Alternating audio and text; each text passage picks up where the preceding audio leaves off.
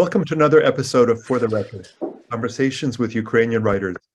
Today, it's my pleasure to introduce Ukrainian poets Liudmila and Borys Khersonsky, who will be in conversation with American poet Marie Howe. Widely regarded as one of Ukraine's most prominent Russian-language poets, Borys Khersonsky was born in 1950 in Chernivtsi, my father's hometown, incidentally, and spent most of his life in Odessa, where he practiced medicine at the psychiatric hospital and taught psychology at the Kiev Institute of Contemporary Psychology and Psychotherapy. In Soviet times, Khersonsky was part of the samizdat movement, which disseminated alternative nonconformist literature. Following the collapse of the Soviet Union, Khersonsky came out with 17 collections of poetry and essays in Russian. After Maidan, he began writing in Ukrainian. Khersonsky was the poet laureate of the Kiev Laurels Poetry Festival, the recipient of the Brodsky Stipend, the Jury Special Prize in the Literaris Festival for East European Literature, and the Russian Prize. Amelia Glazer, writing in LitHub, notes, he's written about the shtetls of his Jewish ancestors, his estrangement from his heritage, the stagnant presence of Soviet memorials in Ukraine, and Orthodox Christianity, to which he converted. She quotes a poem by Taras Shevchenko, and she says, if Shevchenko's poem is about spiritual rootedness, Khersonsky's is about rootlessness. Quote, it's my destiny to fly overhead, he writes further, with the Jewish ashes from the Holocaust. Liudmila Khersonsky was born in Tiraspol, Moldova in 1964. She's an award-winning poet and author of 3 collections of poetry, with a 4th one coming out from Arrowsmith Press this spring. Her work has been honored with the Voloshin Prize and translated into numerous languages, including German, Lithuanian, English, and others.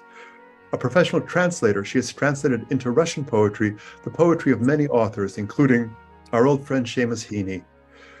In the US, her poems have appeared in Poetry International, Plume, and other journals. She lives in Odessa, Ukraine. Both Liudmila and Borys's work are now available in 1 volume, The Country Where Everyone's Name is Fear, from Lost Horse Press, edited by Ilya Kaminsky and Katie Farris. In the introduction to the book, there's a wonderful exchange between the writers and editors. The editor, Ilya, asks, in Liudmila's poem, one hears the voices of poetry of people suffering as they experience war. In Borys's poem, one hears the recollection of war. There's a kind of music of crisis in your work. Borys answers, I will put it more crudely, not just the music of crisis, the muse of crisis, and even perhaps the muse of war. During the war, the texture of poetry separates into at least 2 paths. One is aphoristic, approaching things at a distance. Liudmila adds, and I would say that in a time of crisis, I want my poetry to amplify the voices of specific people, often those I've met. The philosophical perspective, the historical one, I leave that to Borys. In my work, I want real people. They'll be speaking with Marie Howe, one of America's best-loved poets. Marie was born in 1950 in Rochester, New York. Her first collection, The Good Thief, was chosen for the National Poetry Series by Margaret Atwood, who praised Howe's poems of obsession that transcend their own dark roots. Her most recent book, Magdalene, was longlisted for the National Book Award. The Kingdom of Ordinary Time was a finalist for the Los Angeles Times Book of the Year. Her groundbreaking book, What the Living Do, was in many ways an elegy for Howe's brother John, who died of AIDS in 1989. In 1995, Marie co-edited the anthology In the Company of My Solitude, American Writing from the AIDS Pandemic. About poetry and everyday life, Marie notes, quote, this might be the most difficult task for us in postmodern life, not to look away from what is actually happening, to put down the iPod and the email and the phone, to look long enough so that we can look through it like a window. And that's precisely what Marie will be doing today, is looking at what is happening. She has taught at Sarah Lawrence, Columbia, and NYU. She's received fellowships from the Bunting Institute at Radcliffe, the NEA, the Guggenheim Foundation, the Academy of American Poets, and the Fine Arts Work Center in Provincetown. She was also Poet Laureate of New York State from 2012 to 2014. She lives in New York. It's our great good fortune that the 3 poets have found themselves together in Italy at a writer's retreat. I'll now turn it over to Marie. Thank you, Askold. And wonderful to see you both, Liudmila and Borys. Even though we are a 5-minute walk away from each other, we meet on the screen. Well, how do I say, it's a miracle that we've all come together here at the same time. I first learned about Ukraine from Askold many, many years ago. And I am still, like so many Americans, ignorant about much of its history and much of its culture.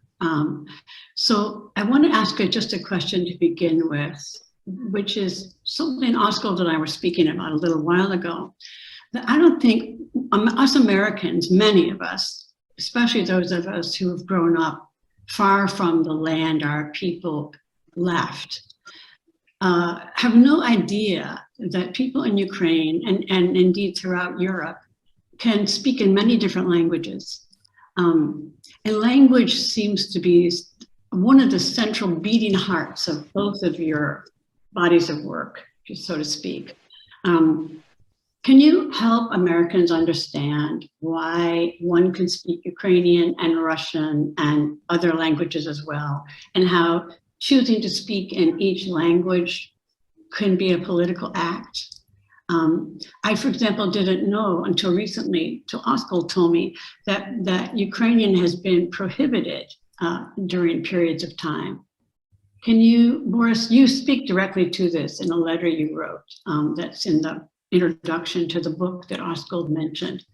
You're born in Russia, you speak Russian and you speak Ukrainian, and you have decided to teach or speak in Ukrainian right now.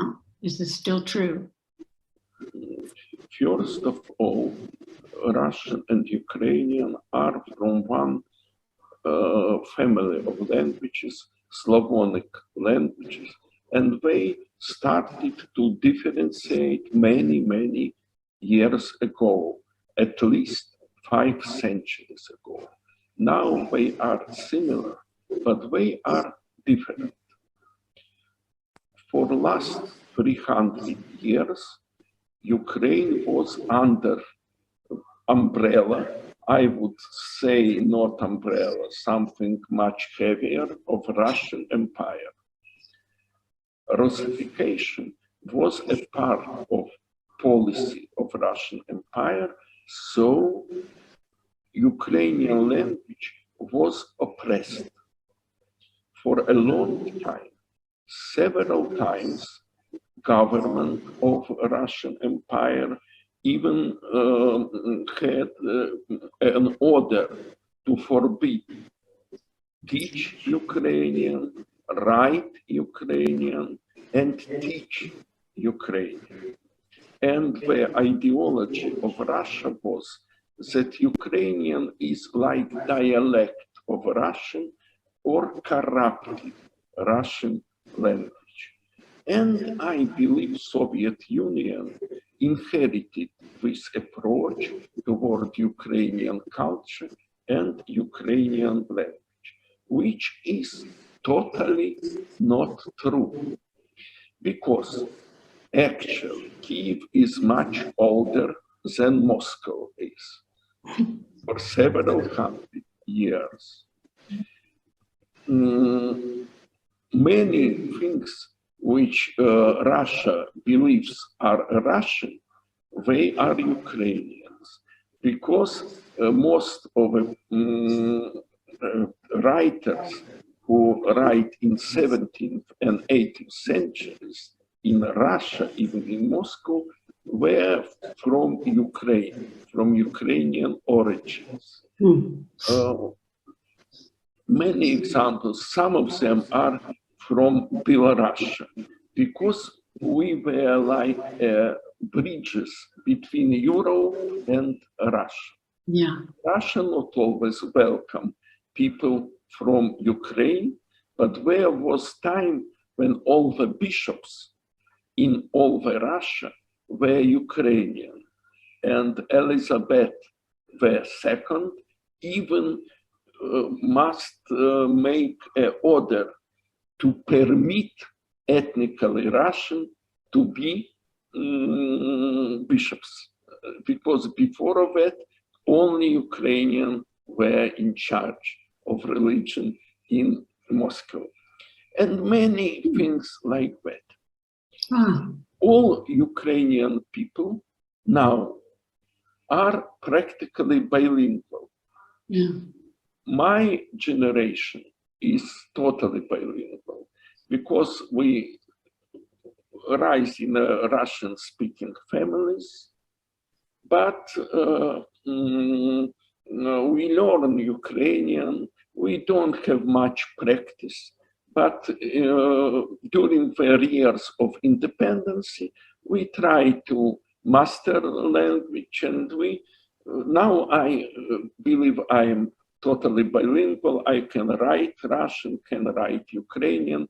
Probably my Russian poetry is maybe higher quality, maybe not. I don't know, I couldn't estimate. That's what I can see. You know, thank you, Boris. Askold mentioned Seamus Heaney, and I think about the Irish and how they weren't allowed to speak, you know, Gaelic for so long. And when I was in Ireland way back in 1970, there was the beginning of this learning Gaelic again. And now so many people speak Gaelic in Ireland, and the language has come back. And of course, that language could hold things that English cannot hold. And I think of Seamus too, and I think of your poem, which I wanted to ask you to read, In the Country Where Everyone's Name is Fear, Liudmila, when he, you know, the common phrase during the so-called troubles in Ireland was, you know, whatever you say nothing. So that when speech itself is, the war is declared on speech, or speech responds to war in such a way that it changes. So I'm wondering if you would read that for us. В стране, где все боятся, ничего, что ты ничего не видишь, ничего не слышишь, никому не скажешь, за пазуху не положишь, в кармане не держишь, в оба уха, в два глаза, в слепые ноги, куда глаза не глядят, уходишь, идешь, не оглядываешься, смелый, ничего не слышишь, никому не скажешь. А куда придешь в новое место, то и там ничего от тебя не узнают. In English then, a quote translated by Grace Mahoney, in a country where everyone's name is fear. In a country where everyone's name is fear, it's good that you don't see a thing and don't hear a thing. Say to anyone, not a thing. Slip nothing in your bra. Keep nothing in your pocket. In both ears, nothing. In two eyes, nothing. Blind feet, no looking back, no looking back. If you look back, my brave. If my brave, you look back, my brave. You say nothing when you arrive to a new destination. They will learn nothing from you. They will learn what nothing is. Nothing, nothing, Thank nothing, you. nothing. Right, thank you. Thank you very much. So beautiful. I mean, the nothing, nothing, nothing becomes so physical, so something, but we don't know what the something is. We just know nothing, nothing, nothing, nothing. That's like kind of a sad warning to humankind. It is the easiest way in this time just to pretend that you do not look back, you do not think, you do not notice. You just close your eyes or wear glasses or look into happy direction, which very often you sometimes create regardless of what's going on around you. And this is just some sad description of what's going on when people pretend there is nothing going on, nothing happens, everything is okay. And everything is happening. You know, you and I spoke on a walk we took about, well, at least for Americans, you know, we only invade other countries. Other countries have not invaded us. So we don't know anything about what it is to be in a city that's being bombed. You know, we make much, and it's important to make much of what happened to the World Trade Center, but it's nothing like the bombardment of the whole country. And so we watch from afar.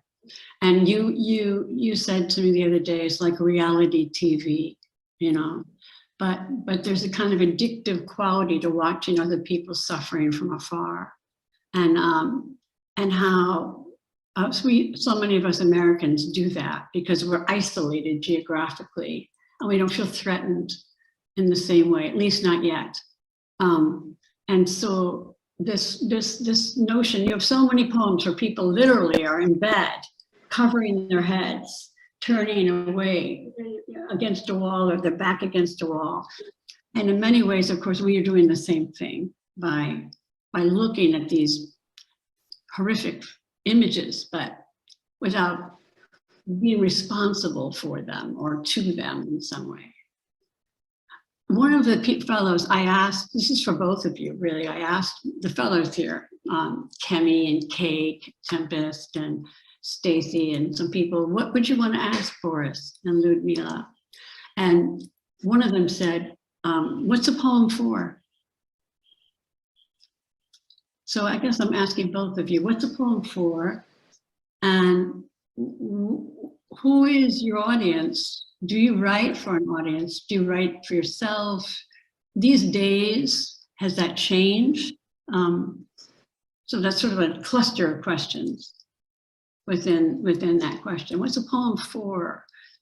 It's the least, it's an art form that is maybe the most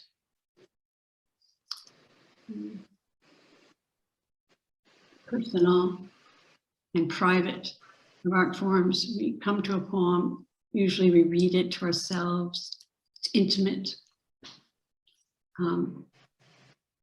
What's the poem for you, Liudmila? Talking about my war poems, I would say it is for drawing some attention to the corners where something alive hides. We are used to think that the war is in the battlefield, where there are those huge weapons, where there are soldiers firing, shooting at each other, explosions. That's one part of the war. It has kind of become an entertainment for very many viewers all over the world. And as I told you yesterday, they can choose when they just switch it off and go to have their dinner or whatever and talk about other things. But my war, the war I am writing about, is the war in every corner, in every little corner of the room where a frightened animal hides, where there can be a child covering his head with a blanket. The corners which are usually unnoticeable on a large scale when we talk about casualties, just enlisting them, but each casualty is the whole world of suffering instead of happiness in normal life. And so perhaps for me, the audience is, I would just say, everybody who has this compassion, everybody who does not regard war as entertainment and is ready to listen to those tiny, very thin voices from the corners of the devastated buildings, from every corner of the war. Yeah. That's how I feel. It's so beautifully said. And I think of your poems at eye level, eye level. Well, Boris has a longer view, but such eye level poems. And you also include the other animals, the other animals that are hurt, killed, maimed, and suffering in this very clumsy, messy, bombing you where you live, in your fields, in your homes kind of war. But what you avoid is some kind of sensationalist image, so that when an image does come, it holds so much. Like I'm thinking about buried in the human neck, a bullet. Could you read that poem for us? That's such an extraordinary poem. And the questions you ask. Пуля в человеческой шее выглядит как вшитый глаз, как будто человек смотрит глазом из затылка своей судьбы. Кто стрелял в спину, кто отдавал приказ, кто будет хоронить и почем гробы. Все человеческое начинается и заканчивается войной. Кто бы ни наступал, не поворачивайся спиной. Говорит Господь, это от того, что народ мой глуп, не знает меня. Неразумные они дети, и нет смысла у них. А дети думают, что они крепки, как броня, что их массово шьют, и на всех хватит портних. Эти латают дыры, сшивают шейные позвонки, пришивают оторванные пуговицы от руки. А Господь говорит, они умны на зло, но, говорит Господь, не умеют делать добра, а неразумные дети, если выживут, думают, повезло, а если умрут, думают, это было вчера, а сегодня уже другой день, и портнихи стоят с покрывалом и говорят на день. Долго ли видеть знамя, слушать звуки трубы? Что за зверь пробудился? С кем воюет спецназ? Кто стрелял в спину? Кто отдавал приказ? Кто будет хоронить? И почем гробы? This first image I will never forget. Buried in a human neck, a bullet. Buried in a human neck. A bullet looks like an eye. Sewn in. An eye looking back at one's fate. Who shot him there? Who gave the order? Which man? Who will bury him? And what's the rate? When it comes to humanity, war is the beginning and end. Whoever attacks you, don't turn your back, says the Lord. For my people are foolish. They have not known me. They are silly children and they have no understanding. But the children feel as strong as their machinery, mass produced with plenty of seamstresses for repairing. Some ladies patch holes, others fix neck bones. Still more sew on buttons that were torn away from hands. And the Lord says, they are wise in doing evil, but, says the Lord, they do not know how to do good. But the children, if they survive, say it was luck. And if they die, they think that was yesterday. Today's another day. And the seamstresses stand with a shroud telling them, put this on. How long must we put up with the flags? The trumpets calling us into the fray. What beast has awakened? Where did our special forces land? Who shot that man in the back? Who gave the command? Who will bury him? And what's the rate? Extraordinary poems. I mean, the Lord in there, the Lord says, and then these questions, that man, him, you know, and there's a specificity again, and the way that it just strikes me as a woman's voice. How long these flags? How long this, you know, must it go on? I don't mean to exclude men, and it's just my feeling. It just feels like kind of questions women ask. And I love that about your work. Strong. Thank you. Strong woman. Borys, your work is so dialectical. You don't let us off the hook. Everything the poem says also applies to the reader, but we're comfortable for a while, and then we're implicated over and over again in your poems, and I find them so wonderfully balanced that way. I'm shaken and I'm changed when I come out of one of your poems. So I'm thinking that of well, so many of them, but perhaps it's better to begin with. They printed it in the medical history of that poem. Would you be ready to read that? Вони написали в історії хвороби. Ніякого голодування не було. Була стійка маячня Ганни Михайленко, вчительки української літератури. 7 років вона була у спеціальній психіатричній лікарні. То була гібридна лікарня, суміш дурдома і в'язниці. Тоді гібридна лікарня, зараз гібридна війна. 7 років біблійний термін. 7 років служив Яків Лавану за Рахіль, бо він любив її.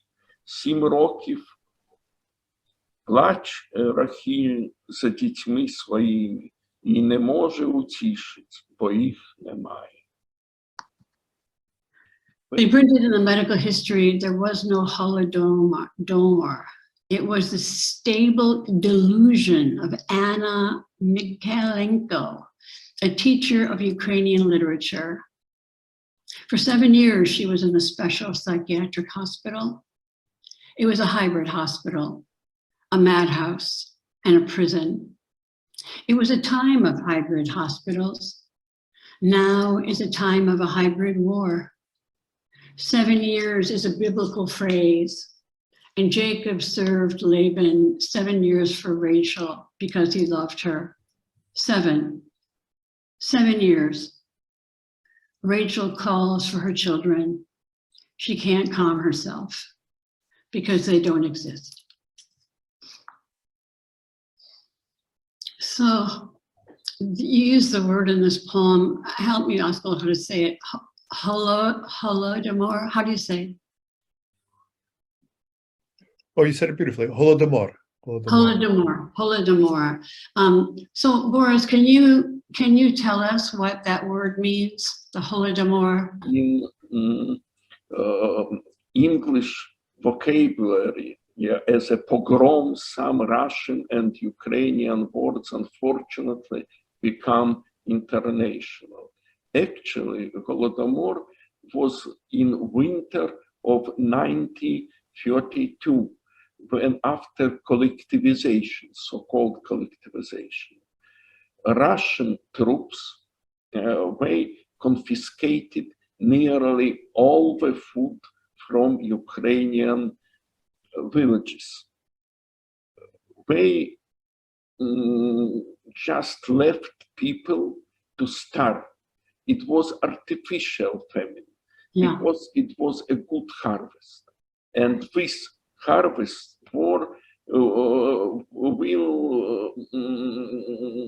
could be enough for feeding not only Ukrainian people, because Ukraine was always breadbasket for all the Europe.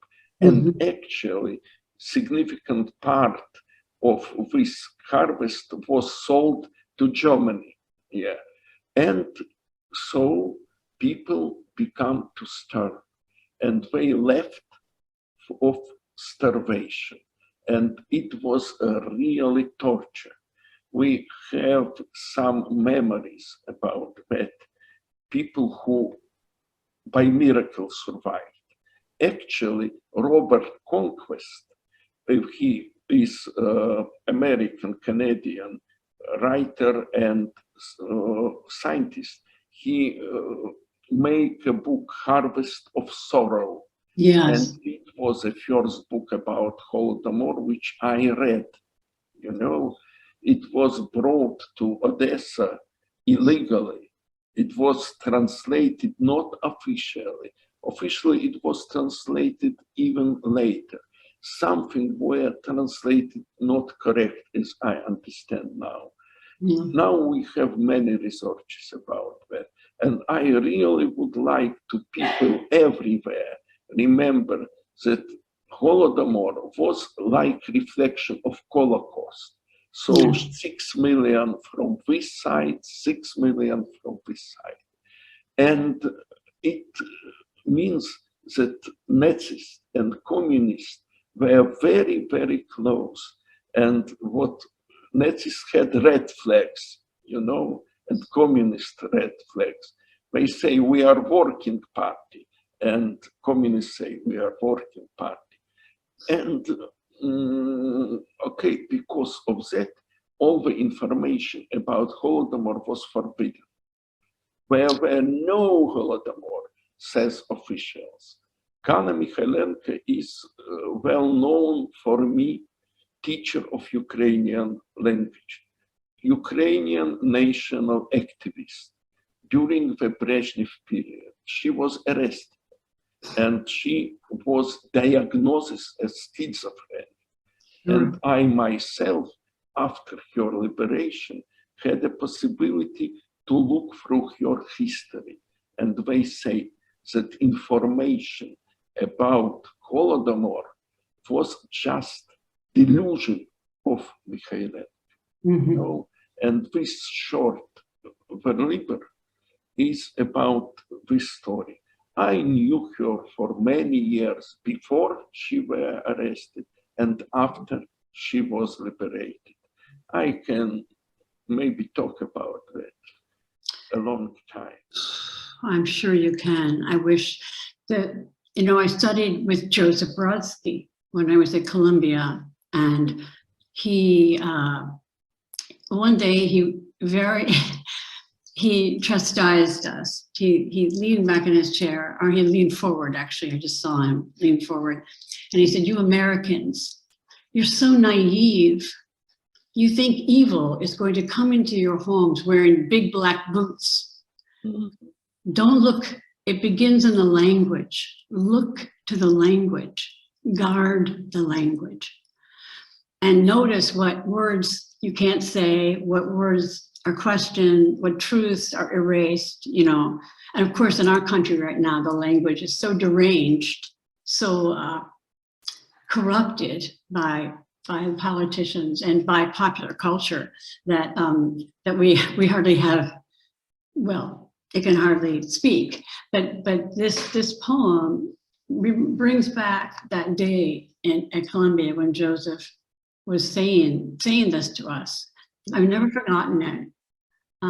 So it really matters what words we don't remember, what words we don't say.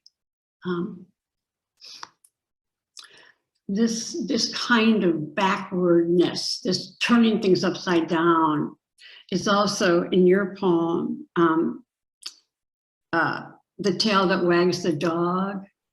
Liudmila, would you read that for us? That's a kind of hilarious poem and also frightening, because it's comical almost, but subjectivity, agency is questioned utterly in that poem. Хвост, который виляет собакой, язык, разговаривающий человеком, лопата, закапывающая гробокопателя, кисть, рисующая художника, бедро, беляющее танцовщицей, весло, гребущее теми, кто в лодке, голова, думающая человеком. Да мало ли. See the tail that wags the dog. This was translated by Katie Ferris and Ilya Kaminsky. See the tail that wags the dog. Language is speaking the man. Look, the shovel is making a hole in the grave digger. Brushes paint artists into the walls. The hip is wagging the dancer, see? That oar is rowing every person in the boat. Don't you see it? Here is a head that thinks a man into a man. Just Thank you. Crazy, crazy good. And so funny, comical, almost a surrealist cartoon. And yet, yeah, language is speaking me. Who's speaking what? Who's zooming who, as Aretha Franklin was so beautifully saying. Who's zooming who? Who's speaking what? Who's doing what to what? And the poem questions all that. And funny, wry, darkly, seriously funny. Boris, well, a couple more questions. I keep forgetting my questions. Oh, did you answer what is poetry for, you guys? I don't think you did. What is poetry for? Boris, why don't you go first? What is poetry for? I started to write poetry in young age under the time of Soviet Union. It was impossible to publish them, and sometimes dangerous even publicly recite them.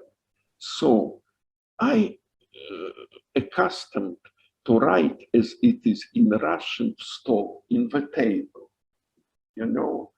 So it was almost secret thing. Later, my poetry became a part of some Izdat movement. It means self-published. So when it was, I had an audience, I know that intelligent people, engineers, doctors around me will read it, will duplicate it and give to friends. And KGB was a part of audience, very good probably, but very, very attentive. So now I just write poems and just like a child throw a stone into water. You know, I don't know who will read it, who will understand it. I actually believe that only people of my generation could understand my poems.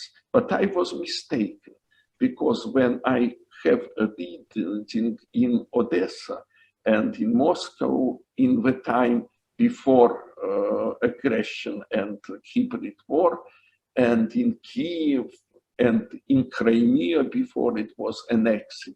So my audience were young people. Yeah. And they asked me questions, what it's about. They were interested in the historical context of my work. Now internet is my audience, and who knows? Yeah, beautifully said. I mean, the young are hungry for elders to tell them what they were not taught, you know. Yeah. In our country too, they're really hungry for that. How about you, Liudmila? What is poetry for you? Very, very often it is for the author, just to help the author go through some things, good emotions, sad emotions. Very often it's like kind of a little container or a little basket you might just put somewhere on the shelf. So full of emotion it is, and it is there. Sometimes you come back to it. It helps you to save things. It helps you to get rid of some pain or shame or fear. It helps you in so very many strange ways, and particularly when it is also helpful to other things. You feel other people, you feel really very, very happy. It's like as if you're some kind of old-time doctor who is just doing some kind of funny medication, putting all crazy stuff in there, and then somebody may drink this mixture and become healthy, and you never know what is it there in this mixture that just made a person to get healed so miraculously. That's perhaps what poetry is. Beautifully said. Beautifully said. I like that, the elixir. And then people can come to it and find this cup and drink it and feel less alone, more connected, and they feel recognized themselves.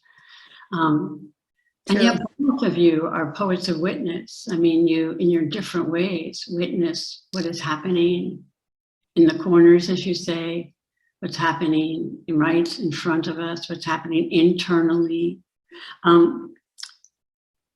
I wonder, Boris, if you would read Against the Backdrop of the silent muses, which I have as on page like around 49 or 50, because that's a poem that I feel implicates us in a surprising way. And the muse of war, you know, and one of the places you read, I think it might have been in Ilya's introduction. You said in times of war, the muses scream. For some people, for others, they're silenced. They can't. We have a saying these days, especially after, we don't even want to say his name, but after the person named Trump was elected president of this country, people just sputtered. There was no language for what was happening. It seemed so many of us just said, there are no words to describe this. How could this happen? And we also, and yet there's a way that some people have found language to pierce that, through that incredulity, that denial, that naivete, even in the face of real evil. So, would you read this poem for us? На фоне молчания муз слышнее гром канонады, на фоне рыдания вдов слышнее смех клоунады.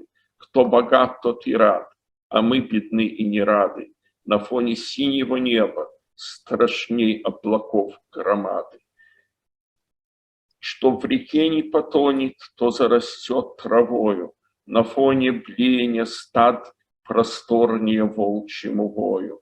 Где базар, там и вор, там и блатной разговор, а там и перо под ребро или выстрел в упор. На фоне добра есть где разгуляться злу.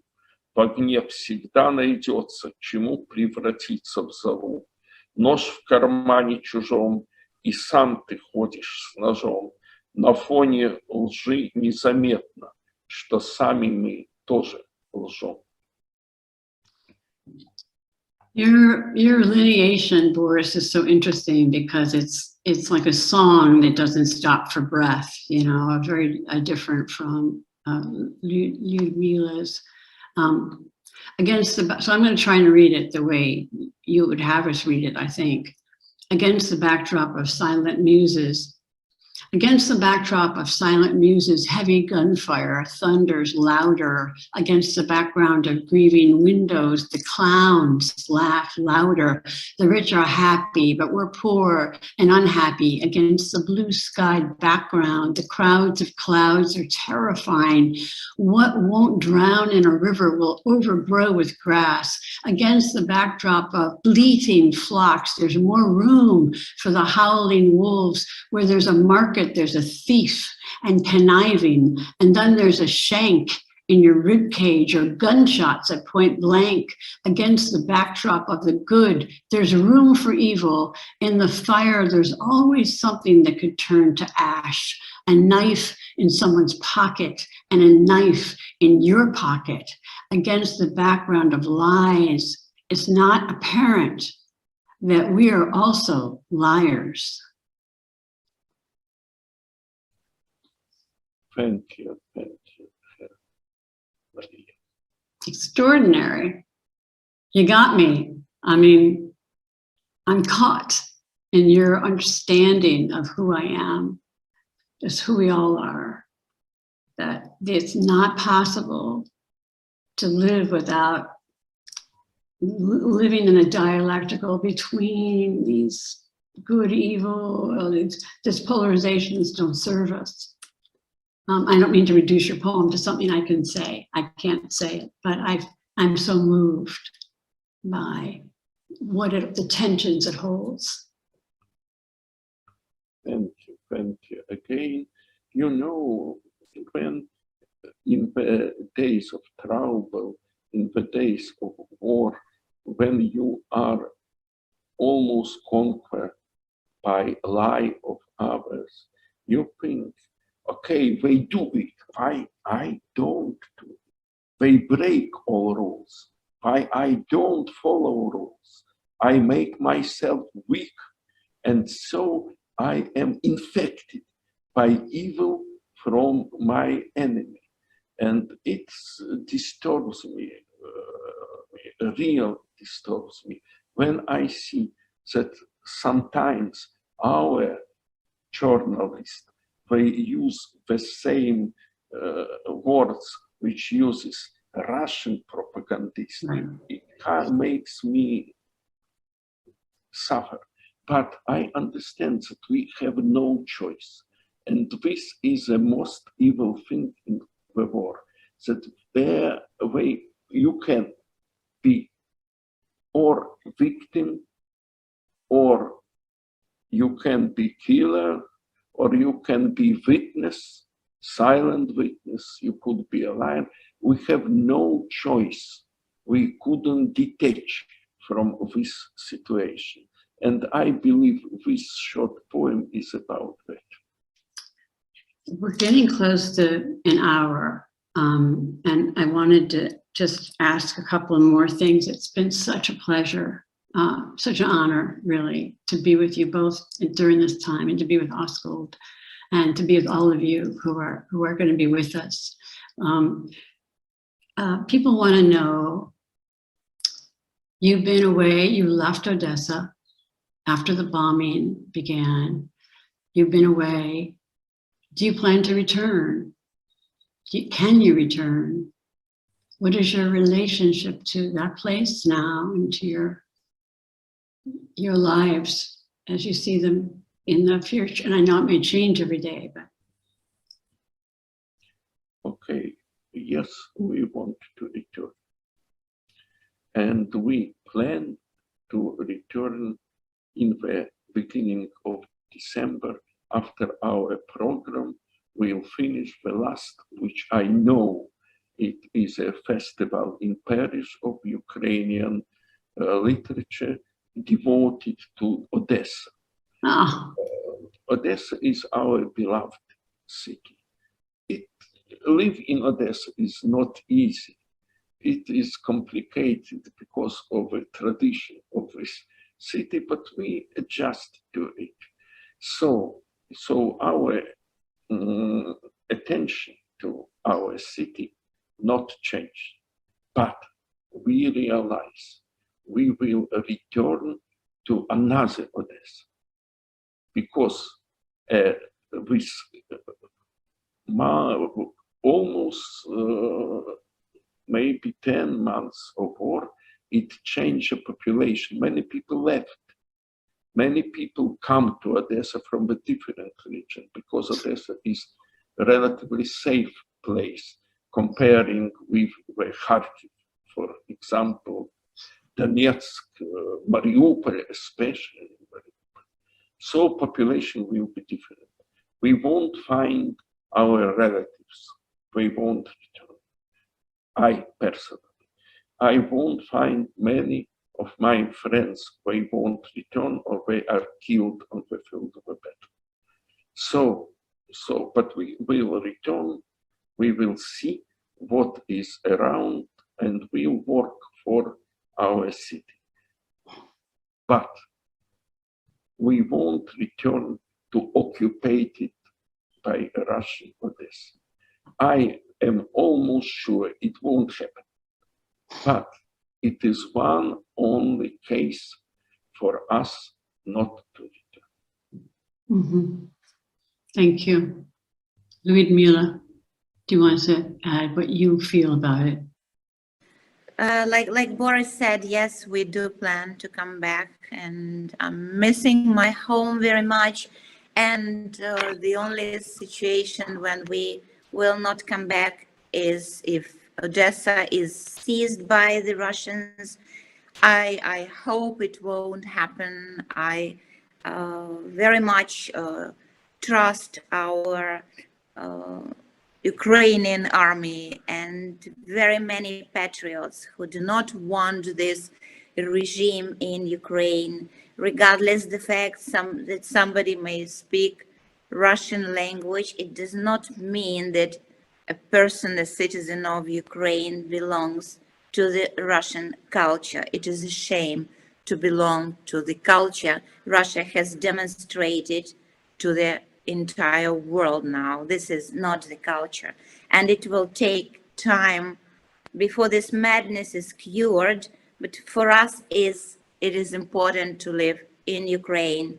I mean, wounded Ukraine with very many ruined things, with seriously ruined infrastructure, with just all those injuries that had no justification, no explanation, no reason, nothing whatsoever. So yes, we do want to return. Last question. What would you have, let's say, an American audience, many of whom knew so little about Ukraine until Putin brought our attention to it, and now think about Ukraine much, much more than they ever did, and yet are so ignorant still about what it is to be invaded on our own land. What would you have us know, or what would you have us remember or know, or what would you want to tell us, Boris? Well, first of all, I would like to thank the American people and the American government for the support they give to Ukraine in this tragic moment. We're really very grateful for it. We're grateful to have the nation that still has this sense of normality and feeling of what's fair, what's not. And I just want to also say to American audience, don't be deceived by smiling Russian governors or by the false Russian propaganda. It's very skillful. Russian media are very skillful. Billions of dollars have been invested into this plague, and the plague started in people's brains, and it is contagious, and it is much more dangerous than all COVIDs our humankind faces now. I just want to say, be on the alert with this country, and this is the most important thing. And you can trust Ukraine. Ukraine is the country of freedom, and we will win, because the justice and the good always wins the evil. Boris, do you want to add anything? I join Liudmila. She really said what I think too. I just want to add that, okay, first of all, we should tell people that Ukraine exists not like a victim of aggression, but as a big democratic country without some fault, but okay, where is no country white and fuzzy, as we say. Okay, but it is democratic country which can change government. We can criticize government. We can speak Russian if we want to.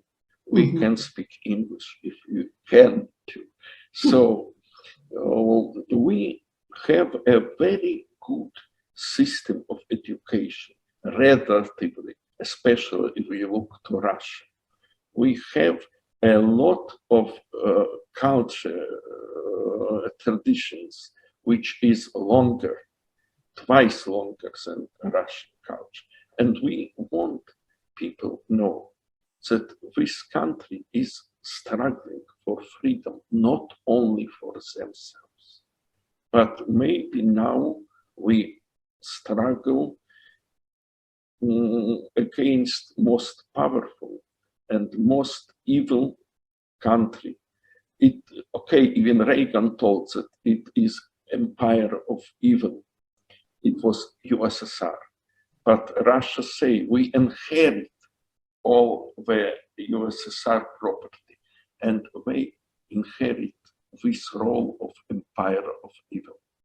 So we thank you for help us, but you should remember, you help not only us, you help for yourself.